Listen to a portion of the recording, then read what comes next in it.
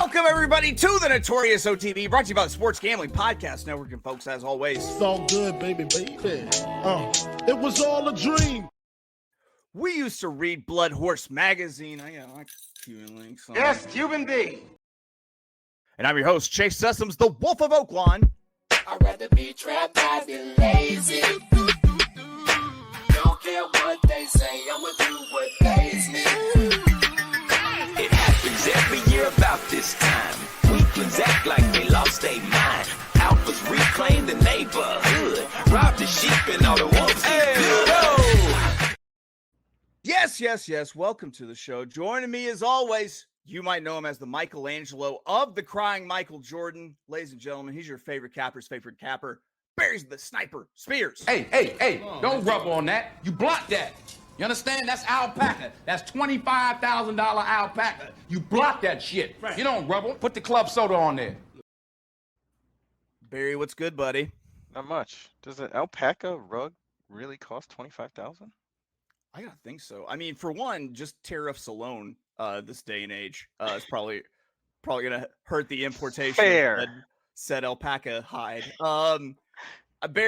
Barry, I've been redboarding a lot, sharing a lot of success, being like, what?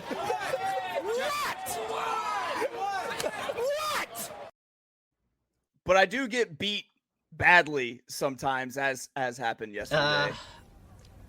There was a gambling incident, and I need. I was sharing, Barry. I had a daily double for $10 to the 10, who was like 15 to 1 at Churchill Downs that would have paid $1,200, and like I thought he was gone, and he just got hoovered up. Barry thought the horse had won. Also, it was brutal. Those are the toughest to take. Well, I think the toughest to take are the ones where you can see them coming, and you know you can do absolutely nothing about it. It's like being hit by a fucking tornado. Just watch it happen. How do you react to beats like that? Hey, it's racing, man. I've suffered so many bad beats in my life that it doesn't even faze me anymore. Like it's like, all right. Just another day. I got beat. And then when I win, it's the same thing. I've gotten my psyche and demeanor about those kind of things to the same even keel level that I don't even get too excited about wins anymore or too down on losses. It's kind of all right, next. See, that kind of thing. When I win, it triggers all sorts of like chemicals in my brain. I start sweating like I'm courtside for capital murder. It's insane. Anywho, guys, what are we talking about today? It's Friday, and all week has been building to this moment, this crescendo, if you will, if you're hip to musical terms. It's Friday, and on Friday, we give you the horses that we think you could single on your damn pick fives. We don't only think these horses are going to win, but we put it on our mamas. Can I make my phone call? Do I have rights? Can I make my phone call? Who you gonna call? Huh? Who you gonna call? Yo, mama. What's that from? I have no idea. Before was it a TV show or something? It's got to be Reno 911. That's what right? I thought. That's where I was going with it, but I wasn't sure. Someone told me it was real. You know what? I'm going to press our luck here. I don't think we get copyright strike for this. And not put that on Adam, man. Got to cut it off. If they strike that one, they need to stop because that's not even 3 seconds. Let's see. We got Junior Mafia popping off in the trap. Paul Nolan, our boy, he's been crushing it over in Ireland. Hey, hi guys. The way I bet doing multiples most of the time, trebles or doubles at decent prices. I often have to turn down cash out offers sometimes. You're right, and you win sometimes. You lose. Yeah, man. Yep. That's how it is. With you. Yep. Paul's got it down. Sometimes you're up, sometimes you're down. I think one of the worst things of social media culture, especially when it comes to gambling, is there is an entire generation of gamblers who refuse to take their L. Oh yeah, no, I don't think it's a generational thing. I think it's just a bad horse player thing. Anybody that looks for excuses of why they made a pick or didn't make a pick or their pick didn't do this, that, and the other, and it's the jockey's fault, it's the horse's fault, it's the trainer's fault, it's everybody else's fault but their own. kind of make your own luck in this in some True. ways. I mean, horse racing itself has some inherent luck attached to it. But the times you get beat by bad luck aren't as many as you would think. True talk. Well, let's get into some singles for Friday. Barry, I lead it off today because that's how clocks work. My play comes from Aqueduct, race 5, 9 furlongs, $45,000. New York bred. I was steep raised. You think I'm scared to catch a case on some bullshit? Knowledge is 2-something. I'm not here to read your fucking conditions. Optional claiming. Post time 3:05 Eastern, 2:05 God's time. This race easily kind of fit the bill for a race where I wanted to find my single because I've got what I feel like should be the controlling speed that should be able to set soft fractions and hopefully take this field all the way around today. My single is going to be number 6, My Last Mission. 9-2 for Jamie Ness. Ruben Silvera up. Listen, Ruben Silvera is up for Ness making this horse today. His third start over Aqueduct after it came in from like the mid-Atlantic sort of region. And it was a winner at this condition 2 races back. And My Last Mission is a bona fide bandolier horse.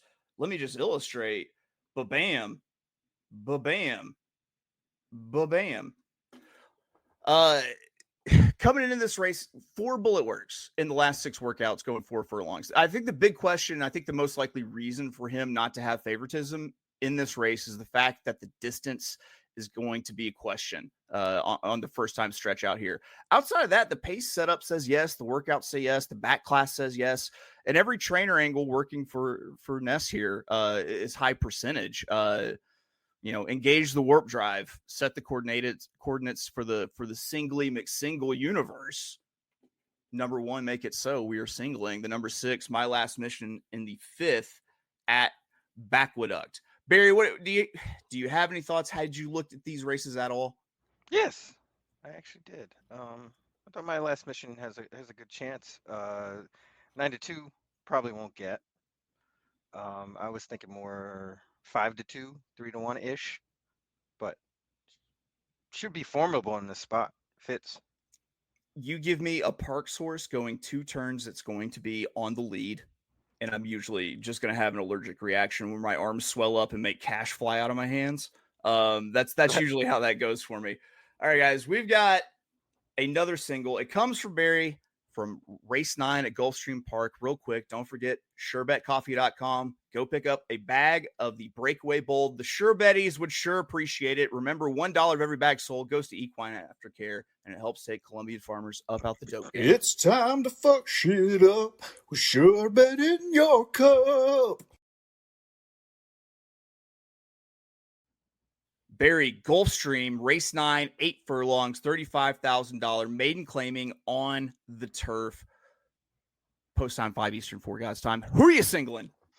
I am going to single number 1, Ocean Star, in race 9 at Gulfstream Park. What? Yeah, 10-1 morning line. Some things to like. I mean, this race in general, there should be a lot of speed, and a good pace up front. We got Sweet Run, who's 9-5. She probably should be formally placed. No More Cookies, No Mo Cookies. Best running has been up close to leader on it. And there's a few horses stretching out for the first time. So I think this pace is going to get a little bit hot up front. That being said, I think Ocean Star is going to be the great beneficiary of that. His best race to date was at this level back July 28th. He came from off the pace a little bit and lost to a horse by the name of Bellavino, who was okay, and this horse didn't get the best of trips that day and kind of ran on and was the best of the rest. They stepped the horse in company to maiden special weights after that and got thumped twice. The last time on June 7th was actually a better race than it looks like on paper. Kind of matched up figures with his best figure to date. So to me, that spells a jump up in speed figures, and this horse obviously getting better. Pedigree's not much to go off of. I mean, the trainer's 0 for 14, 0 for 25 last year, but this horse is actually in the right position to win, I think. Hopefully we'll get a good trip, and we'll definitely probably get a really good price. I think we'll get every bit of that 10 to 1, if not a little bit more. So we're going with number 1, Ocean Star, 10 to 1, race 9, and this is a bailout too. To the hoop. It's also a bailout. Look at that, doubling up. There you go. I think there's a second shot that comes. There you go. There it is. Follow-up. There it is. All The right. follow-up. Hey, well, Paul, if you've got ascot tips, send them this way because I've been getting my royal ass kicked. That's how it's been going.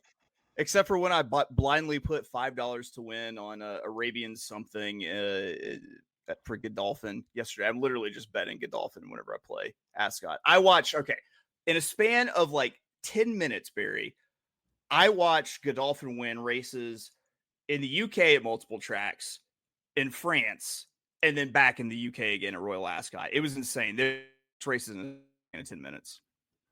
Jeez. Here's a winner for you in the first race at Ascot today, the 6th, Gold Digger, to the hoop. When does that go off? Probably about 15 minutes.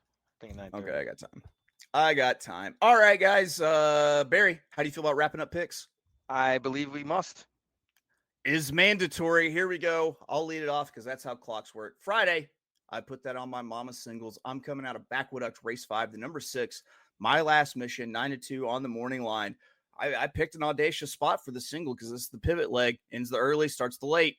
Barry, you were also audacious because you close out everything with your pick. Yeah, we're shutting it down.